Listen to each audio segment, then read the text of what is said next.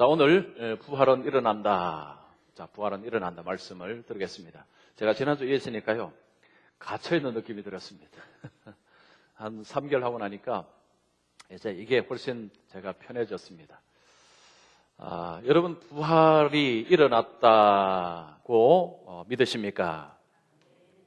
자, 이런 질문을요, 사람들에게 하면 대답을 어떻게 할 것 같습니까? 2달 전에 우리 성도님들에게 설문조사했습니다. 대부분은 부활을 믿습니다 라고 대답을 했는데 2분은 부활을 믿지 않는다 라고 대답을 하셨어요. 이유가 뭔지를 물어보니 2가지였습니다. 하나는 부활은 제자들이 꾸며낸 이야기라고 생각을 하고 계셨고, 또 하나는 사람이 죽었다가 살아나는 것은 불가능하기 때문이다, 그렇게 대답을 했습니다. 자, 부활을 믿는다는 것은 사실은 쉬운 것은 아닙니다. 여러분, 부활이 무엇입니까? 부활은 사람이 죽었다가 다시 살아나는 것입니다. 근데 이 정도 하면 부활에 대한 완전한 설명이 아닙니다. 살아나는데 어떤 몸으로 살아나는 것입니까? 이 몸이 아니라 신령한 몸, 새로운 몸, 죄가 침범하지 못하는 몸으로 다시 살아나는 것을 말합니다. 그래서 부활을 믿느냐 할 때에 이 부활을 믿습니다라고 대답하는 것은 사실은 쉽지가 않습니다. 그래서 혹시 부활을 안 믿는다고 해도 조금 기다릴 필요가 있습니다. 우리도 처음부터 다 부활을 믿은 것은 아니기 때문입니다. 저도 제가 대학교 다닐 때 이 부활에 관해서 의심을 심각하게 한 적이 있습니다. 사람이 죽었다가 다시 살아난다는 것을 믿는다는 것이 생각보다 쉽지 않다는 것을 제가 경험했습니다. 참 의문이 들었습니다. 이게 어떻게 가능한가? 근데 이제는 그 의문이 더 이상 없습니다. 왜냐하면 의문이 다 해결되었기 때문입니다. 자, 의문을 어떻게 해결했느냐? 성경을 통해서 해결했습니다. 성경에는 예수님이 부활하셨다는 많은 증거가 있기 때문입니다. 자, 오늘 본문의 말씀 보십시오. 오늘 본문의 말씀, 자, 하나님이 주님께서 확실한 많은 증거로 친히 그들에게 나타나심으로, 자, 예수님께서 많은 증거로 그들로 하여금 확실히 알도록, 자, 그렇게 하셨다는 것입니다. 자, 부활 사건은 성경에서 많은 증거로 이야기를 하고 있는 이야기입니다. 그래서 만약에 부활에 관해서 의심이 된다는 것은 성경을 아직까지 제대로 보지 않았다는 증거고, 성경을 잘 모른다는 증거입니다. 성경을 보면 그 속에서 부활이 얼마나 확실하다는 것을 충분히 알 수가 있습니다. 이 성경을 통해서 알지 못하면 사람은 상식과 경험으로 모든 것을 판단합니다. 예수님이 부활하셨습니다라고 이야기를 하면 내 상식과 내 지식으로 판단을 하는 거죠. 보통 사람의 상식은 사람이 죽으면 강을 건너버리는 것입니다. 더 이상 살아날 수 없는 것이 상식이고, 세상에서 배우는 지식이 바로 그렇습니다. 사람이 죽었다가 살아난다, 이것은 불가능한 이야기입니다. 세상의 상식은 예수님이 부활하셨습니다, 그걸 어떻게 믿습니까? 그건 믿을 수가 없습니다. 이것이 세상의 상식과 지식입니다. 그러나 성경은 강력하게 주장합니다. 예수님이 부활하셨다. 예수님이 부활하셨다. 근데 어느 정도로 강력하게 이야기하느냐? 여러분, 고린도전서 15장 14절 말씀, 자, 성경에 있습니다. 같이 읽습니다. 시작. 그리스도께서 만일 다시 살아나지 못하셨으면 우리가 전파하는 것이 헛것이요 또한 너희 믿음도 헛것이며. 자, 거기에 표현을 보십시오. 예수님이 만일 다시 살아나지 못하셨으면 우리가 전파하는 것, 복음이죠. 복음은 거짓말이요, 우리가 가진 믿음, 이거 거짓말이다, 이런 이야기입니다. 성경은요, 부활은 그냥 믿어도 좋고 안 믿어도 좋고의 선택의 문제가 아니라, 부활이 거짓말이라면 기독교는 존재 기반이 붕괴된다는 이야기입니다. 믿음이라는 것이 아무것도 아니라는 이야기입니다. 성경은 부활을 강력하게 사실임을 이야기합니다. 부활은 사실입니다. 역사적인 사실입니다. 자, 그러면 부활이 사실이라는 것을 어떻게 알 수 있느냐? 자, 먼저 이 부활에 대해서 사람들이 왜 반대를 했는지, 왜 믿지 않는지 그 이유부터 한번 찾아보겠습니다. 사람들이 부활을 전통적으로 믿지 못하겠다고 하는 몇 가지 이론들이 있습니다. 자, 그 이론들을 한번 말씀을 드리겠습니다. 이 부활에 관해서 믿는 사람이나 믿지 않는 사람이나 공통적으로 인정하는 것이 하나가 있습니다. 무덤이 비었다는 것입니다. 예수님을 장사 지낸 무덤이 비었다는 것은 그것은 모든 사람이 다 인정하는 것입니다. 성경 밖에 이 유대 문헌에 그리고 그리스 문헌에 로마 문헌에 나오는 것입니다. 무덤은 비었다.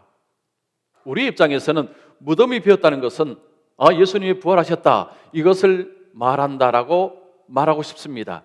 그런데 그들은 그렇게 생각하지 않습니다. 무덤이 비었다고 곧 예수님이 부활한 것은 아니다. 왜냐? 그래서 여러 가지 이유를 댑니다. 중요한 6가지 이유를 한번 생각해 보겠습니다.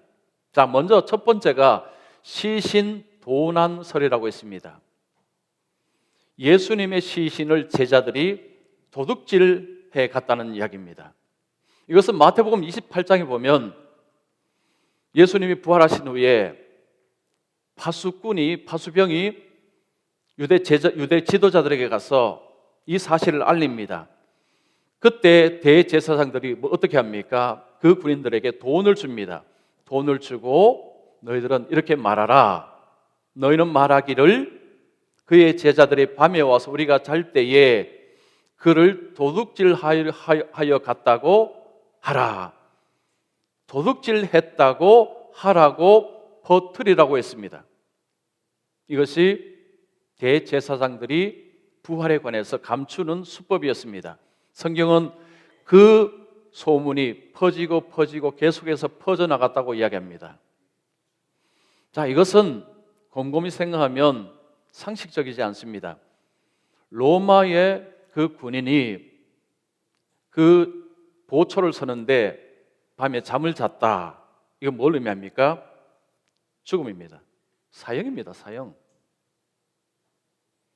대제사장들이 그 보초들에게 예수가 다시 살아날지 모르니까 단단히 지키라고 이미 단단히 부탁을 해놓은 터입니다. 그런데 경비병들이 과연 자겠느냐? 자, 잤다고 칩시다. 제자들이 왔습니다. 그 무덤에 돌이요 2톤 정도 된다고 합니다. 2톤. 제자들이 밤에 그 무덤에 막힌 이 돌을 옮길 수 있겠느냐? 자, 옮긴다고 생각해 봅시다. 그럼 소리가 나갔죠? 경비병들이 그 소리를 듣고 한 명쯤은 깨지 않겠습니까? 그런데 그들이 숙소에 들어가서 쿨쿨 잤습니까? 시신 도난은 경비병들이 어디 들어갔다 잤다는 것을 의미합니다. 그것은 불가능한 이야기입니다. 두 번째가 기절설이 있습니다. 기절. 예수님이 십자가에서 안 죽었다는 이야기죠. 잠시 기절을 했습니다. 아리마대 요셉이 예수님이 살아있는 예수님을 데려다가 이 서늘한 무덤에 잠시 예수님을 두었다는 거죠. 서늘한 곳에서 예수님이 기력을 회복하고 그리고 그 돌을 밀치고 나왔다는 이야기입니다. 그 2톤이나 되는 그 돌을 밀치고 나가셨다는 거죠. 그래서 나는 부활했다 라고 했다는 설입니다. 자, 이것도요 조금만 생각해도 말이 안 됩니다. 예수님이 십자가에 죽으시기 전에 뭐 맞으셨습니까? 채찍에 맞으셨습니다. 그 채찍은 보통 채찍이 아닙니다. 여러분 패션 오브 크라이스트 다 보셨습니까? 거기 보면 이 병사, 이런 병사가 그 채찍에는 뼈 조각, 이 조각 같은 것이 이 채찍에 달려 있습니다. 그것을 내려치면 살찜이 뜯겨 나오고 창자가 드러난다고 합니다. 그래서 십자가형을 당하기 전에 죽는 죄수들도 굉장히 많았다고 합니다. 예수님도 그 채찍에 무수히 맞으셨습니다. 그리고 십자가 지셨습니다. 자, 십자가 달리셨습니다. 그때가 유월절 전날입니다. 유대법에 의하면 그날은 밤새도록 죄수를 십자가에 달아놓지 않습니다. 그래서 유대 지도자들이 빌라도에게 요청을 했습니다. 빨리 죽게 하도록 하기 위해서 다리를 꺾어 주십시오. 예수님 다리를 꺾으려고 하니까 예수님은 이미 세상을 떠난 상태였습니다. 그래서 어떻게 했습니까? 로마 군인이 확인 사살했죠. 옆구리에 창으로 꽉 찔렀습니다. 물과 피가 쫙 쏟아졌습니다.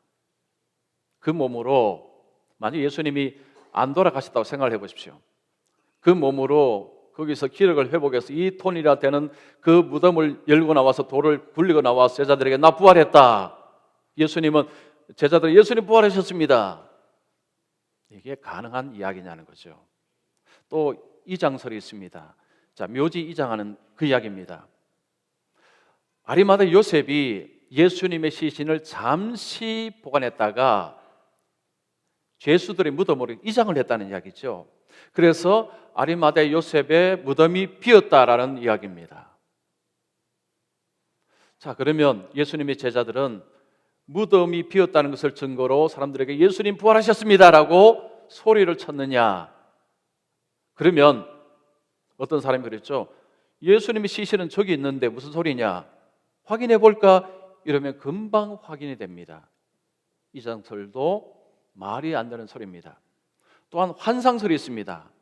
이것은 환각에 빠져서 예수님이 아닌데 예수님으로 보았다는 것입니다. 환각이라는 것이 있죠. 어떤 사람이 뭔가를 굉장히 고대합니다. 간절히 고대하다가 자기는 봤다고 이야기합니다. 그런데 다른 사람은 못 봤어요. 자기 암시에 걸려서 실제가 아닌 것을 실제처럼, 이것을 환각에 빠졌다고 얘기합니다. 제자들이 예수님이 실체가 아닌데 예수님이 마치 부활한 것처럼 환각에 빠져서 봤다는 이야기입니다. 자, 그러면 예수님의 제자들은 예수님의 부활할 것을 학수고대를 하고 있어야 됩니다. 그런데 예수님 제자들이 뭐 했습니까? 다 도망쳤습니다. 아, 이제는 끝났구나. 누구도 예수님의 부활을 기대한 사람 아무도 없습니다. 다 실망하고 다 도망가 버렸습니다. 예수님 부활 학수고대하지 않았습니다. 성경의 내용과 전혀 맞지가 않습니다.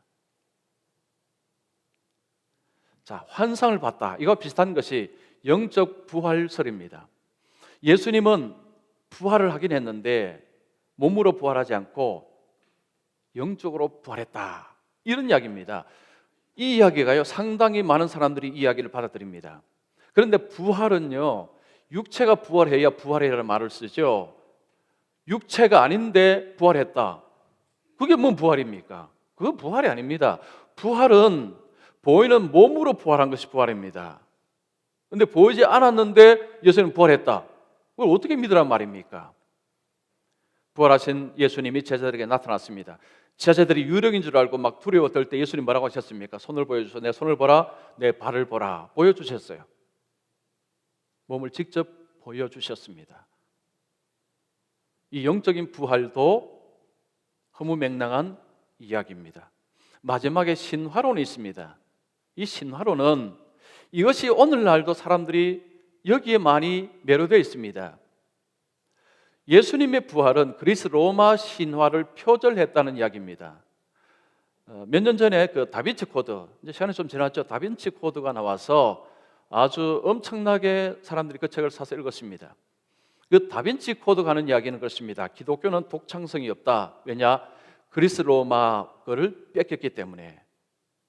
이런 이야기를 하는데, 그런데 희한하게도 사람들은 그런 말에 귀를 기울입니다. 그리스 로마 그 신화에 보면 부활 이야기가 나옵니다. 뭐 오시리스, 디오니소스라는 이런 그 신들이 부활했다는 이야기예요. 자, 오시리스라는 신이 이 부활을 했습니다. 이 데스라는 데스라는 신에 의해서 죽임을 당하고 이시스라는 신에 의해서 다시 살아났습니다. 부활했습니다. 그런데 지상세계로 돌아오지 못하고 지하세계 왕이 되었다는 이야기가 이 오시리스의 부활 이야기입니다. 그리스 로마의 신화하고 성경의 부활 이야기하고 갖다 놓아보면요, 이건 차원이 다른 이야기입니다. 이건 그냥 신화입니다. 그들도 신화라고 이야기합니다. 우리는 사실입니다. 사실을 기록하는 것입니다. 자, 6가지 이야기를 들어보시는 어떻습니까? 말이 안 되죠. 이건 상식에도 부합하지 않습니다. 그런데 이런 말들이 지금 세상에 난무하고 있고, 안타깝게도 많은 사람들이 그런 이야기를 믿고 있습니다. 즉 거짓말을 믿고 있다는 거죠. 미국 캘리포니아 대학에 있습니다. USC라는 캘리포니아 대학의 폴 에크맨이라는 교수님이 거짓말 전문학자입니다. 자, 이분은 그런 이야기했어요. 사람이 하루에 거짓말을 얼마나 하느냐? 200번 이상, 8분에 한 번꼴로 거짓말을 한답니다. 동의되십니까? 아니, 나는 그 정도는 안 하는데, 이런 생각 드시죠? 하루 200번 이상 거짓말 하십니까? 동의 안 하시죠? 에이, 나는 그래도 내가 그 정도는 거짓말 안 하죠. 자, 한번 들어보십시오. 아침에 이제 밥을 먹습니다. 아내가 된장국을 맛있게 끓여 놓았습니다. 아내가 남편에게 묻습니다. 된장국 어때? 그러면 남편이 뭐라고 대답할 거야? 에이, 무슨 된장국이 이래? 맛이 이래? 이런 남편은 간이 2개 달린 남편이죠. 간이 부었거나 맛이 없어도 맛있어, 정말 맛있어. 직장에 갔습니다. 점심때가 되었습니다. 부장님이 자, 오늘 청국장 어때? 라고 합니다.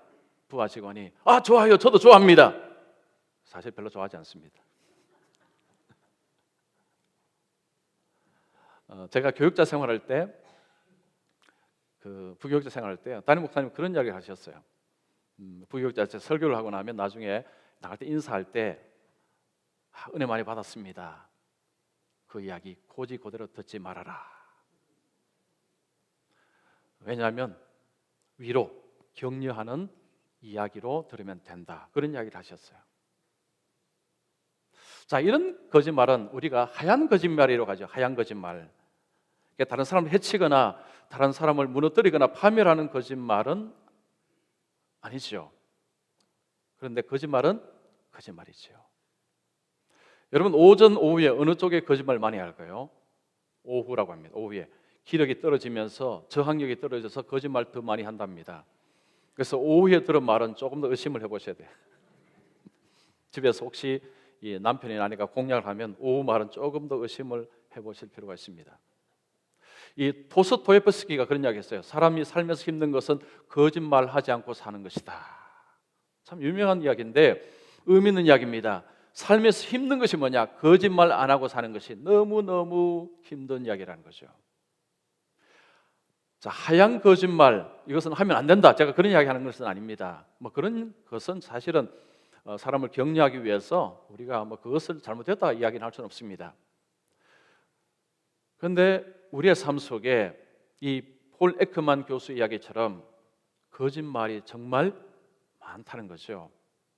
거짓말이 난무하는 것이 이 세상입니다. 요즘 인터넷 세상입니다. 인터넷에 들어가면 정말 근거 없는 거짓말이 너무 많습니다. 인터넷에서 기독교적인 좋은 것을 찾으려고 생각하지 마십시오. 거기는요, 반대하고 나쁜 이야기가 너무 많습니다. 세상에 거짓말이 난무하기 때문에 이 거짓말을 잘 분별하는 것이 굉장히 중요합니다. 거짓말 잘 분별해야 예수를 잘 믿을 수가 있습니다. 그런데 어떤 거짓말은 치명적입니다. 연예인들이 댓글 때문에 자살하는 사건도 있었고 심각한 우울증, 고통에 빠지는 이야기를 많이 듣습니다. 어떤 거짓말은요, 사람을 죽입니다. 그런데 진짜 치명적인 것은 무엇입니까? 성경의 진리를 왜곡하는 것입니다. 이것은 치명적이다 못해 이거는 엄청난 영원을 막아버리는 것입니다. 자, 이런 일을 하는 자가 누굽니까? 사탄입니다. 사탄이 뒤에서 그런 거짓말을 주도하고 있습니다. 예수님이 말씀하셨습니다. 사탄은 거짓말쟁이라고 했습니다. 거짓말을 밥 먹듯이 하는 자가 사탄입니다. 자, 이 세상에 그런 거짓말을 쏟는다는 것은 무엇을 의미합니까? 사탄의 말에 쏟는다는 것입니다.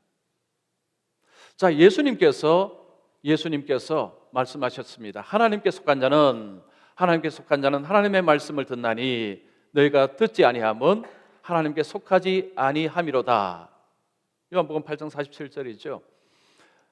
자, 하나님께 속한 자들은 하나님의 말씀을 듣습니다. 그런데 하나님 말씀하셔도 그 말씀을 듣지 아니한 것은 하나님께 속하지 아니하였다. 어디에 속해 있는 것입니까? 마귀에 속해 있다는 거죠. 하나님의 진리가 외쳐지는데 그 진리를 거절하고 진리를 받지 않는다는 것은 나는 사탄에게 속해 있다는 그 증거라는 것입니다.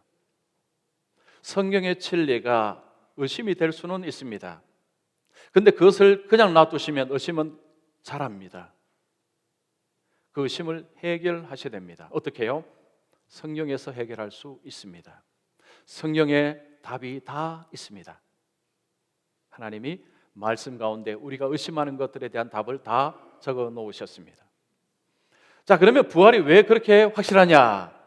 자, 여기도 제가 6가지로 말씀드립니다. 자, 먼저는 성경에, 구약 성경에 보면 성경에 증거가 있습니다.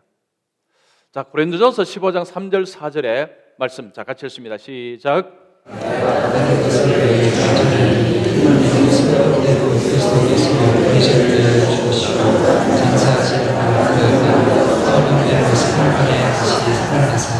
자, 내가 받은 것을 너에게 전하였노니 이는 성경대로 그리스도께서 우리 죄를 위하여 죽으시고 장사 지낸 바 되사 성경대로 사흘 만에 살아나사, 다시 살아나사. 이게 성경대로 표현이 있죠. 그 성경이 바로 구약 성경입니다.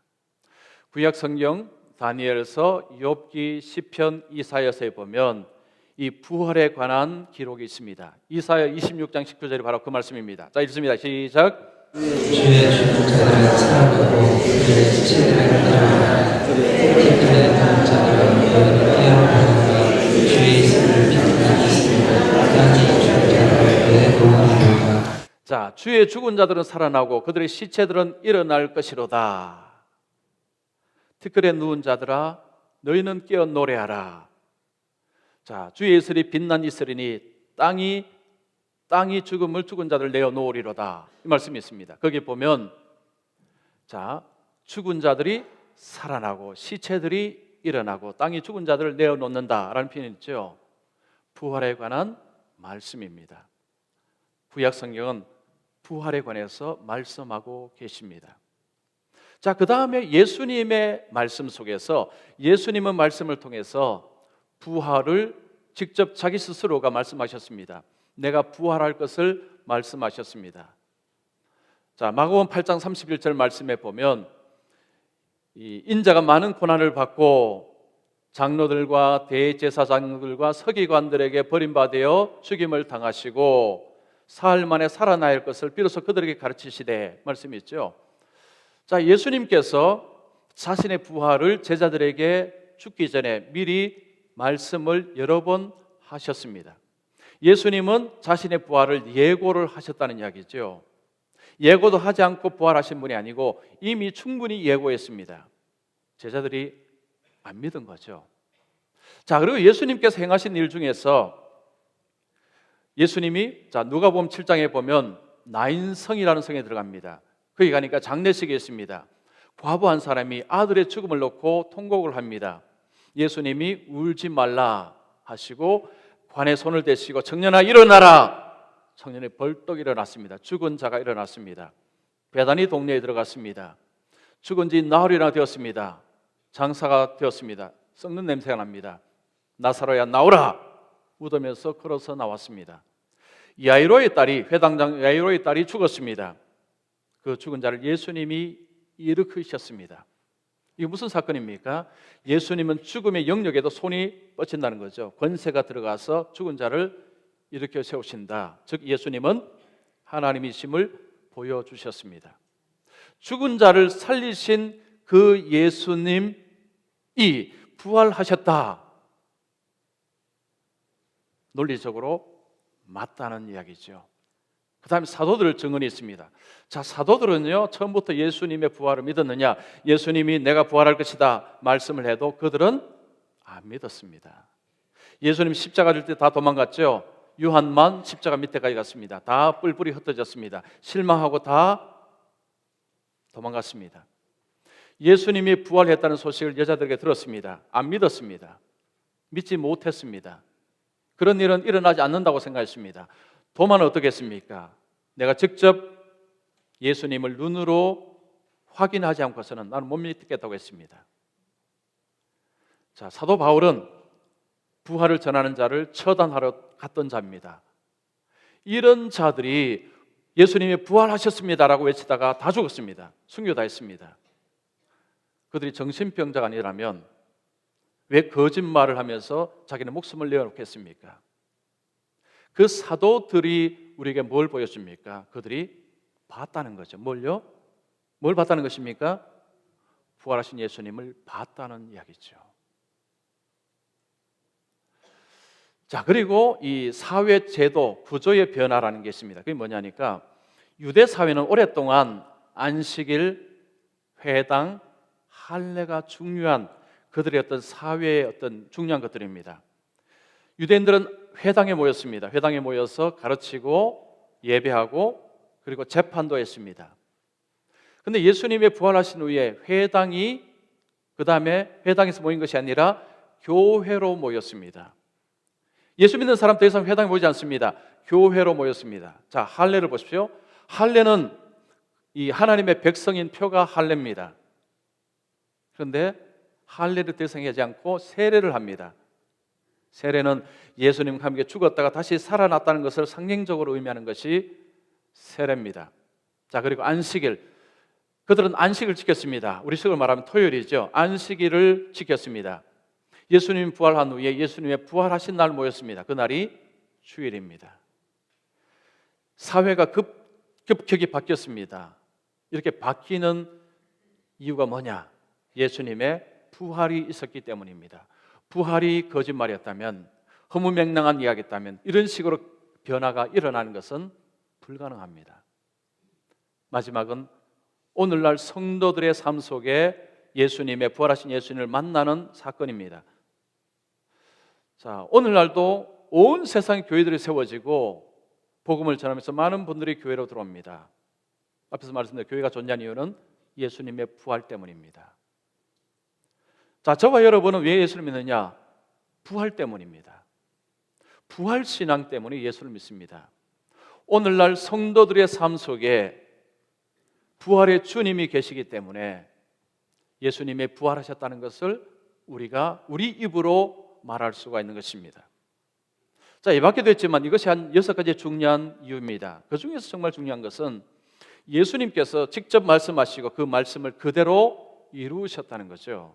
공수표 날리지 않았다는 것입니다. 1900년도 초에 미국에 유명한 마술사가 있었습니다. 후디나라는 마술사였습니다. 이 마술사는 얼마나 그때 대단했던지 이 수갑을 채우고 몸에 밧줄을 묶어서 탈출하는 거기에 전문가였다고 합니다.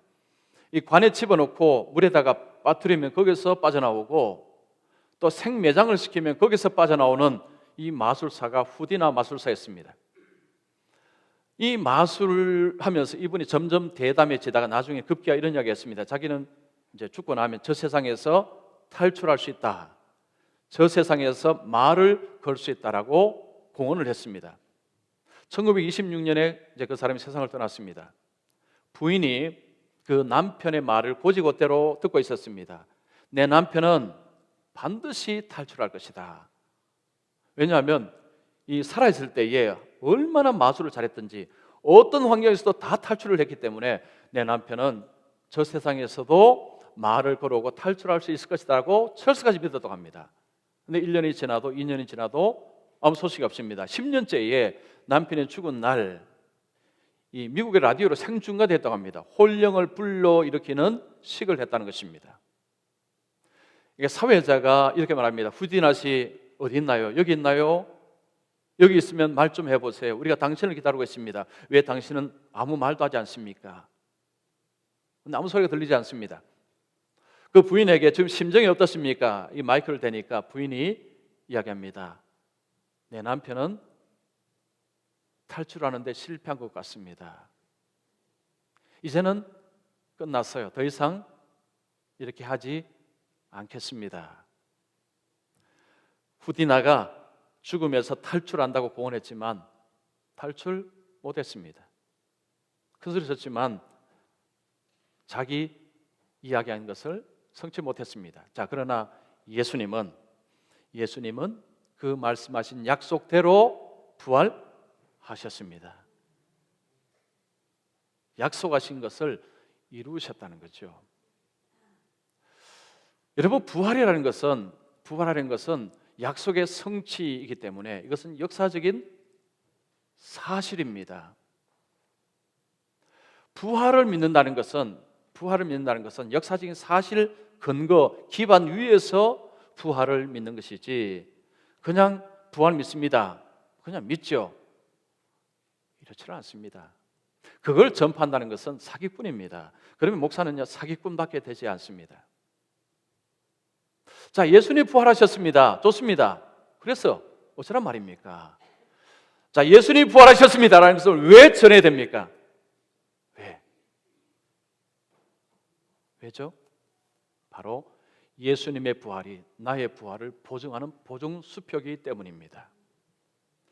자, 여러분, 고린도전서 15장 20절 말씀 다 같이 읽습니다. 시작. 이제 그리스도께서 죽은 자 가운데서 다시 살아나사 잠자는 자에게 첫 열매가 되셨다. 자, 이제 그리스도께서 죽은 자 가운데서 다시 살아나사 잠자는 자들의 첫 열매가 되셨다 말씀합니다. 첫 열매. 자, 이 첫 열매가 뭘까요? 이 이스라엘의 이 성경에 보면 초실절이라는 게 있습니다. 초실절. 이 초실절은 유대 법에 의하면 유대 달력의 첫째 달 15일부터 21일까지가 이 무교절입니다. 무교병을 먹고 무교절을 지킵니다. 누룩 없는 빵을 먹습니다. 그때 안식일 지난 그 다음 날이 초실절입니다. 안식일 전날이 유월절이고 안식일 다음 날이 초실절입니다. 이 초실절에는 이 보릿단, 묶어놓은 보릿단을 가지고 와서 그것으로 이 제사장은 이 성전 북동쪽에서 지성소를 향해서 이것을 흔듭니다. 흔들고 그것을 빻아서 번제단에 뿌리고 태웁니다. 그리고 순양을 잡아서 제사를 드립니다. 이것이 초실절 제사입니다. 이 초실절 제사를 통해서 그들이 확신한 것이 뭐냐? 우리에게 많은 곡식을 하나님께서 주실 것이다 라는 확신을 가졌다고 합니다. 자, 유대문은 미시나라는 것이 있습니다. 거기 보면 이 초실절 제사를 위한 이 곡식이 어디서 오는가 하니까 게네사렛이라는 평야에서 온다고 합니다. 예루살렘은 지대가 높기 때문에 보리 수확이 한 달 이상 늦어진다고 합니다. 그러면 그 게네사렛 평야에서 보리를 수확한 그것을 가지고 하나님 앞에 초실절 제사를 드리는 것입니다. 자, 그러면 그들이 무엇을 기대하느냐? 그 게네사렛 평야에서 만들어진 배출된 이 보리단을 통해서 하나님은 온 전역에 하나님께서 우리에게 이런 곡식을 주실 것이다 라는 고백, 확신, 이것을 한다는 것입니다. 자, 그 초실절 그 단은 많은 것을 주는 보증이라는 것입니다. 바로 예수님께서 죽으신 날은 언제냐? 초실절입니다. 초실절, 안식 다음 날, 바로 그 날이 초실절입니다. 그래서 예수님을 첫 열매를 한 것은 초실절 그 예매를 염두에 두고 예수님을 이야기한 것입니다. 그래서 예수님의 부활하심은 뭘 의미하느냐? 예수 믿는 온 성도들의 부활을 보증하는 그 부활이 예수님의 부활이었다는 것입니다. 예수님께서 부활하셨습니다. 그래서 어쩌라고요? 바로 예수님 안에 있는 자들에게 부활이 일어난다는 것을 보증하는 하나님의 그 손길이 예수님의 부활이라는 것입니다. 예수 믿으면 천국 갑니다. 좋은 이야기죠. 그런데 천국 어떻게 들어가고 천국 가면 뭐하고 여러분 아십니까? 너무 추상적입니다. 그런데 예수님의 부활은요, 우리에게 굉장히 구체적인 것을 보여줍니다. 실물 교육입니다. 몸으로 부활하셨다는 것은 쉽게 말하면 예수님 본인이죠. 예수님이 나타나서 나다. 제자들이 예수님을 식사도 했습니다. 우리가 부활한다는 것은 내가 부활한다는 것입니다. 내가, 그리고 몸이 있다는 이야기죠. 지금 이 몸은 아니죠. 새로운 몸입니다. 그 몸으로 천국에 들어가서 산다는 이야기입니다. 느낀다는 거죠. 김은동이라는 사람이 천국 들어가는 것입니다. 그러면 저희 아버님께서 천국 가 계신데 가면 아버지를 만납니다. 왜냐? 아버지를 알아봅니다. 왜냐? 아버지이기 때문에. 저는 접니다. 영혼으로 들어가면요, 누가 누군지를 어떻게 압니까? 천국은 육신의 이 변화된 몸으로 천국에 들어간다는 거죠. 예수님의 부활하신 몸으로 승천하셨습니다. 예수님의 부활은요, 우리에게 천국이라는 것, 개념 자체를 뚜렷하게 만든 사건이 부활 사건입니다. 아, 몸으로 들어가는구나. 몸으로 천국에서 사는구나. 요한계시록 22장 보십시오. 거기 가면 생명나무 12과실이 주렁주렁 열려있다고 합니다. 무엇을 얘기합니까? 몸의 부활이 있기 때문에 그것이 필요한 것입니다. 예수님의 부활 사건은 우리에게 엄청난 희망을 줍니다. 눈에 보이는 희망을 줍니다. 아, 예수 믿으면 저렇게 되는구나. 나중에 이런 일이 벌어지는구나. 예수님이 첫 열매 보증 수표의 의미가 있다는 것입니다. 여러분, 부활은 믿느냐 안 믿느냐 이 문제가 아닙니다. 역사적인 기반이기 때문에 이것은 반드시 믿어야 되는 사건이고, 이것을 믿을 때에 예수님이 경험하신 것을 우리도 똑같이 경험할 수가 있습니다. 그래서 이 부활의 날에 부활하신 예수님, 이제 앞으로 그 예수님 안에서 나도 부활한다는 그 믿음을 가지시고 예수님을 영광스럽게 섬기시는 성도님들 되시기를 축원합니다. 우리 한번 통성으로 기도하겠습니다.